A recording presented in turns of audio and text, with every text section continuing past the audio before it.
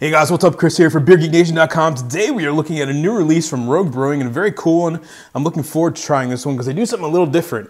I'll get into that in a second, but this, my friends, is the Rogue Rolling Thunder Imperial Stout, aged in Rolling Thunder barrels for 6 months, 2016, 11.8% alcohol by volume. Pick this one up at craftcity.com. They have a gigantic selection over there. If you want something, you order it and they have it shipped directly to your house, craftcity.com.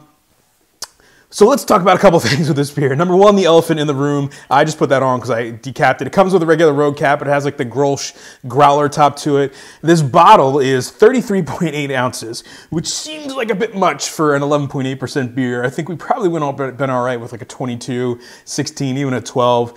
But hey, they went for the gold on this one. So what is this beer? Well, it's an Imperial Stout that they age in Rolling Thunder barrels. And Rolling Thunder is actually their barrel production company. I guess it's right next to the Distillery and the Brewery, so they're now Rogue is making their own barrels, and that company is called Rolling Thunder. It says they produce about a barrel a day.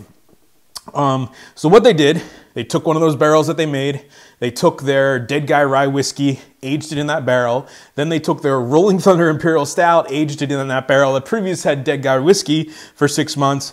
Bam, this is where we're coming at, 11.8% alcohol by volume. So let's talk about the price point on this one because I was curious myself. Obviously, Craft City, they send it to me to review because I give them a plug and, you know, that's all out there. But this bottle retails for $29.99, which in the grand scheme of things, you're talking like brewery price range, some of your higher end Imperial Stouts. So not entirely crazy, but it is a Rogue product, and Rogue products do not have the best, how can I put this, street cred to them. They've kind of had a bad reputation as far as business practices, and you know that's a whole nother video. And I know they've cleaned up a lot of that. So I really feel pretty neutral about Rogue. Some of their beers are okay. Some of their beers are actually pretty good. Their double chocolate Imperial Stouts really good. But the pricing on this one seems a bit high to me. But let's hold judgment until the end. So let me get into a glass so you guys know how it smells, tastes. Give you the final verdict on the Rolling Thunder Barrel Aged Imperial Stout. All right, guys, so the aroma. Wow, a lot of chocolate, coffee, lots of oak, fresh oak, a little bit of vanilla. Again, that toasted coconut you typically get from bourbon barrels. Definitely getting a whiskey characteristic. Some roasted malt, a little bit of dark fruit. It smells pretty nice. All right, guys, the taste. Cheers.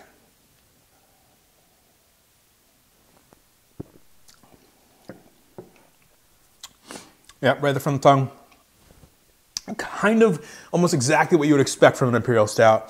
Coffee, chocolate, a little bit of roastiness, a little bit of kind of a residual sweetness in there. Definitely getting the barrel. Lots of oak. Fresh oak, a little bit of char, vanilla, some like sweet tobacco flavors coming through in there.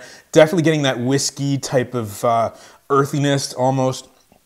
Toasted coconut, you know, it's pretty sweet in the aftertaste, but the beer itself doesn't have a lot of body. It feels maybe a little bit thin for 11.8%, a little bit of residual sweetness, getting more of that toasted coconut and chocolate kind of hanging back there. It's more of a milk chocolate than say like a dark chocolate, definitely like an espresso coffee bitterness throughout the entire thing. 11.8%, that's actually pretty surprising. It doesn't taste like that at all. Again, it feels like a fairly thin beer.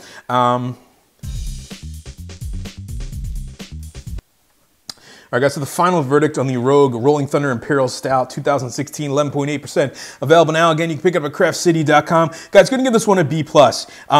It's really, really solid. You know, the base beer itself, lots of coffee, dark chocolate, a little bit of roastiness. Some residual sweetness, kind of pipe tobacco. Not a ton of barrel, but it's definitely there. You know it's a barrel-aged beer, but not as aggressive as maybe some other barrel-aged Imperial Stouts. Definitely getting that vanilla, toasted coconut. Lots of oakiness in this one, a lot of woody characteristics in this one. I'm not sure how long the rye whiskey sits in the barrel, so it might still be a pretty fresh barrel, especially if they're making their own barrels, which is maybe where that residual wood flavor is coming from, rather than like, you know, a 4 or 8 year age bourbon or whatever. Regardless, definitely there. Maybe a little bit on the thinner side, but as I've had a few more sips, it's kind of felt like a much bigger beer than what initially I thought it was. But definitely a little bit thinner. None of the flavors really kind of jump out and stand out and really kind of make this beer kind of a next level beer. And there is the price point at $29.99. That's up to you. It is a very cool bottle. It's reusable, so there's that. 33.8 ounces, there's that too. So it is a lot of beer for that money. Is it worth it? Probably. You know, split it maybe between 2 or 3 friends. It's probably worth it. So with that said, getting a B+ for me. Remember, folks, like to short, drink amazing beers. And if you can, please click on the support Beer Geek Nation banner right up there. Every little bit helps. Cheers.